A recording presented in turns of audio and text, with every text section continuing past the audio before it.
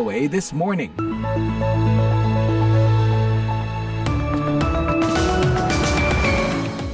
Selamat pagi, inilah VOA This Morning, Senin 5 Agustus 2024.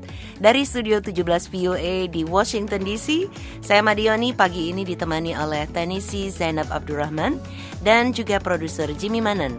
Laporan-laporan VOA pagi ini akan menyajikan mengenai kebijakan luar negeri Kamala Harris yang menjadi sorotan. I went after transnational gangs.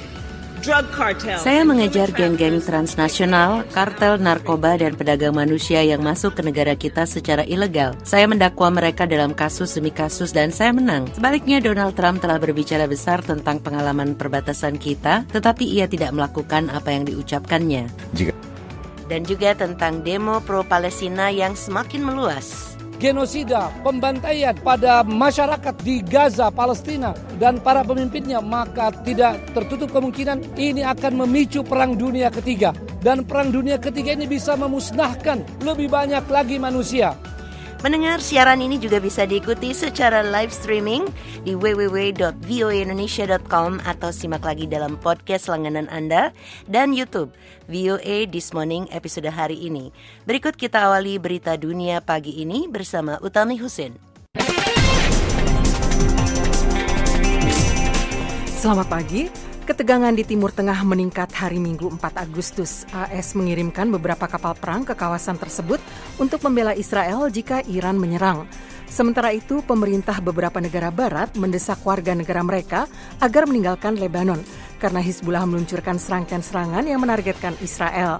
Prancis memperingatkan tentang situasi yang sangat tidak stabil menyusul serangan udara Israel pekan lalu terhadap sebuah bangunan di Beirut yang menewaskan komandan Hizbullah Fuad Syukur. Dan beberapa jam kemudian pemimpin politik Hamas Ismail Haniyeh dibunuh di Teheran.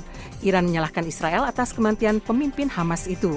Jonathan Feiner, Deputi Penasihat Dewan Keamanan Nasional Gedung Putih, mengatakan dalam acara Face the Nation di stasiun televisi CBS, tujuan kami adalah meredakan ketegangan, tujuan kami adalah melakukan pencegahan, tujuan kami adalah membela Israel. Sementara itu, para menteri luar negeri G7 meminta semua pihak yang terlibat dalam konflik di Timur Tengah sekarang ini menghindari tindakan yang dapat menyebabkan situasi meruncing, kata Menteri Luar Negeri Italia Minggu 4 Agustus. Dalam konferensi video yang dipimpin Menteri Luar Negeri Antonio Tajani, para menteri G7 itu menyatakan keprihatinan kuat mengenai berbagai peristiwa baru-baru ini yang dapat menyebabkan krisis yang lebih luas di kawasan, dimulai dengan Lebanon, kata pernyataan itu. Kami meminta semua pihak terkait untuk berhenti melakukan inisiatif apapun yang dapat menghalangi jalur dialog dan moderasi, serta mendorong eskalasi baru. Italia sedang mendapat giliran sebagai Presiden G7. Pernyataan dari pertemuan G7 itu juga menyerukan penyelesaian perjanjian gencatan senjata di Gaza dan pembebasan para sandera di sana, selain menegaskan lagi komitmen negara-negara G7 untuk mengintensifkan bantuan kemanusiaan kepada masyarakat di wilayah kantong Palestina itu. Filipina dan Jerman hari Minggu berkomitmen akan menandatangani pengaturan kerjasama pertahanan tahun ini. Berjanji akan menjunjung ketertiban berbasis aturan internasional di kawasan sewaktu ketegangan meningkat di daerah-daerah yang disengketakan di Laut Cina Selatan. Tiongkok dan Filipina saling melontarkan tuduhan dalam beberapa bulan ini terkait dengan bentrokan di Laut Cina Selatan, termasuk tuduhan bahwa kapal Tiongkok sengaja menabrak kapal-kapal Angkatan Laut Manila, membuat seorang pelaut Filipina terluka parah. Beijing membantah tuduhan ini dan mengatakan tindakan mereka sah dan profesional. Menteri Pertahanan Jerman Boris Pistorius dan sejawatnya Menteri Pertahanan Filipina Gilberto Teodoro berkomitmen untuk membangun hubungan jangka panjang antara angkatan bersenjata negara mereka untuk memperluas pelatihan dan pertukaran bilateral, menjajaki berbagai peluang untuk memperluas kerjasama persenjataan bilateral dan terlibat dalam berbagai proyek bersama. Pertemuan di Manila itu merupakan bagian dari kunjungan pertama seorang Menteri Pertahanan Jerman untuk keperluan tersebut, sementara kedua negara itu memperingati 70 tahun hubungan diplomatik. Jet-jet tempur F-16 Ukraina yang baru tiba dipamerkan oleh Presiden Ukraina Volodymyr Zelensky hari Minggu. Ia mengatakan pesawat-pesawat tersebut akan meningkatkan upaya perang Ukraina melawan Rusia. Jet-jet ini ada di angkasa kita, kata Zelensky. Ia berdiri di depan 2 jet tempur itu, sementara 2 lainnya terbang di atas mereka dalam formasi rapat. Jet-jet F-16 itu, yang menunjukkan lambang Trisula di bagian ekor dan ditutup jaring kamuflase, menjadi latar belakang yang dramatis bagi Zelensky saat berpidato pada Hari Angkatan Bersenjata. Acara ini dilakukan dengan pengamanan ketat di lokasi yang tidak diungkapkan untuk melindungi jet-jet tempur itu dari serangan Rusia. Я пишаюсь усіма нашими хлопцями, які якісно опановують ці літаки і вже почали. Saya bangga akan semua pilot yang belajar cara menggunakan pesawat-pesawat ini dan telah mulai menggunakannya untuk negara kita, kata Zelensky. Meskipun baru bagi Ukraina, F-16 sebenarnya adalah jet-jet lama yang didonasikan sekutu-sekutu barat Ukraina. Para pengunjuk rasa melemparkan berbagai benda ke arah polisi di kota Rotherham, Inggris pada hari Minggu. Sementara itu, pengunjuk rasa lainnya berupaya menerobos masuk sebuah hotel yang digunakan untuk menampung para pencari suaka. I utterly condemn the far-right thuggery we've seen this weekend. Perdana Menteri Inggris Keir Starmer mengecam keras serangan pada hari Minggu terhadap hotel itu. Ia menyebutnya sebagai aksi premanisme ekstrim kanan. Sementara kekerasan lainnya terjadi di beberapa kota di berbagai penjuru negara itu setelah aksi penikaman di sebuah kelas dansa yang menewaskan 3 perempuan dan banyak lainnya cedera. Dalam pernyataannya dari kantornya pada Minggu sore, ia berjanji pihak berwenang akan melakukan apapun untuk membawa preman-preman ini ke pengadilan.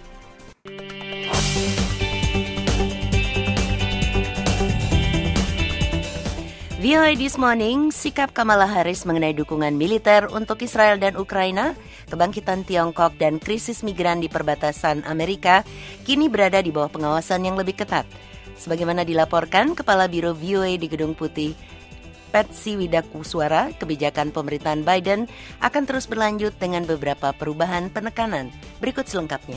Ribuan migran dari Amerika Tengah melintasi Meksiko setiap tahun menuju perbatasan Amerika. Berkoordinasi dengan kawasan tersebut untuk mengatasi akar penyebab migrasi adalah tugas yang diberikan kepada Wakil Presiden Kamala Harris, yang membuatnya rentan terhadap serangan dari pesaingnya pada bulan November, mantan Presiden Donald Trump. She was a bum, a failed vice president. Dia seorang yang payah. Wakil Presiden yang gagal dari pemerintahan yang gagal dengan jutaan orang yang menyeberang perbatasan, dan dia adalah border czar. Harris bukanlah border czar atau penguasa tertinggi perbatasan dari pemerintahan Biden. Namun terkait imigrasi, ia menyampaikan pesan yang keras dalam kampanye dengan menonjolkan pengalamannya sebagai jaksa agung di negara bagian California. I went after transnational gangs.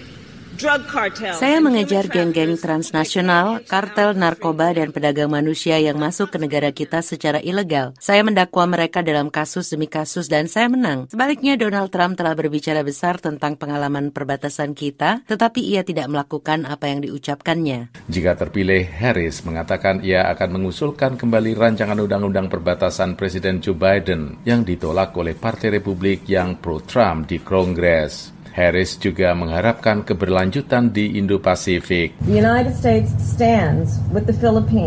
Amerika Serikat mendukung Filipina dalam mengatasi intimidasi dan pemerasan di Laut Cina Selatan. Terkait perdagangan dengan Tiongkok, Robert Daly, Direktur Institut Kissinger di Wilson Center, menyampaikan pendapatnya mengenai Harris. Dia berbicara dengan VOA melalui tautan Skype. She will continue as she has said, to try to de-risk from China. Seperti yang telah dikatakannya, dia akan terus berusaha untuk mengurangi resiko dari Tiongkok. Kita tahu bahwa ketika dia mencalonkan diri sebagai presiden pada tahun 2020, dia cukup anti-tarif. Seperti Presiden Biden, dia tampaknya telah berubah pikiran tentang hal itu.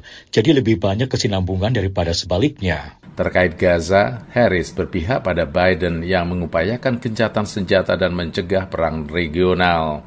Namun dengan sebagian besar pemilih Demokrat yang marah atas dukungan kuat Biden terhadap Israel, Harris tampaknya jauh lebih bersimpati terhadap para korban di pihak Palestina. We cannot allow ourselves to become numb to the suffering. Kita tidak boleh membiarkan diri kita mati rasa terhadap penderitaan. Meskipun dia telah berkeliling dunia selama hampir 4 tahun, bertemu dengan 150 kepala negara dan pemerintahan, Trump mengatakan Harris tidak berpengalaman dan tidak berprestasi.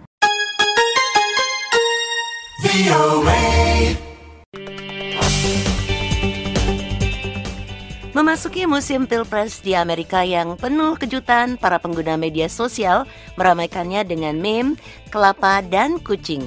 Berikut laporan Tina Trin disampaikan Bani Rahayu. Apa kaitan antara kelapa, perempuan pecinta kucing yang tidak punya keturunan alias perawan tua, dan bintang pop asal Inggris, Charli XCX? Ketiganya adalah topik yang diperbincangkan di internet sehubungan dengan pemilihan presiden Amerika. 3 bulan menjelang hari pemungutan suara, para pemilih menyaksikan lini masa akun media sosial mereka dibanjiri meme atau cuplikan gambar yang dimodifikasi untuk tujuan melucu atau menghibur dan retorika-retorika ofensif. Dalam sebuah wawancara dengan Fox News, kandidat calon wakil presiden dari Partai Republik, J.D. Vance, mengatakan, di negara ini, kita sebenarnya diatur oleh Partai Demokrat, oleh oligarki korporat, oleh sekelompok perawan tua yang hidupnya menderita akibat pilihan mereka sendiri dan ingin membuat negara ini ikut menderita. Komentar J.D. Vance di masa lalu mengenai anggota Kongres Amerika dari Partai Demokrat itu menjadi viral dengan banyak video dan meme kucing yang mengkritiknya. Semua pihak, mulai dari mantan Menteri Luar Negeri Amerika, Hillary Clinton, hingga aktris Hollywood Jennifer Aniston mengkritik Vance.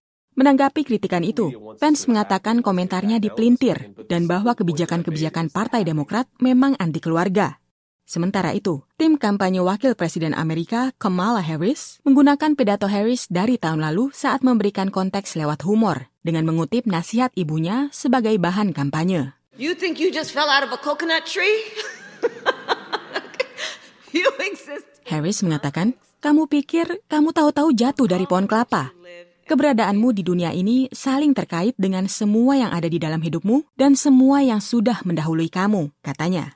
Kutipan tersebut awalnya diunggah sebagai bahan olokan oleh Komite Nasional Partai Republik, namun justru digunakan oleh para pendukung Harris dalam bentuk meme dan emoji kelapa di media sosial. Masuknya Harris ke bursa pencapresan Amerika baru-baru ini telah menyedot banyak perhatian di dunia maya, termasuk dukungan dari bintang pop Charli XCX yang menyatakan Kamala is Brat, atau Kamala si cewek bandel di media sosial X. Brat sendiri merujuk pada nama album terbaru Charli dan referensi yang digunakan sebagai metafora The It Girl atau cewek keren saat ini. Menanggapi hal itu, tim kampanye Harris mengadopsi warna hijau limau dan penggunaan huruf kecil dari album tersebut pada halaman profilnya di X. Sementara para kreator konten mengompilasi lagu Charli dengan referensi pohon kelapa Harris. Yang jelas, para pengguna media sosial tak ingin ketinggalan mengikuti tren selama musim pemilu yang penuh kejutan kali ini. Tim VOA melaporkan.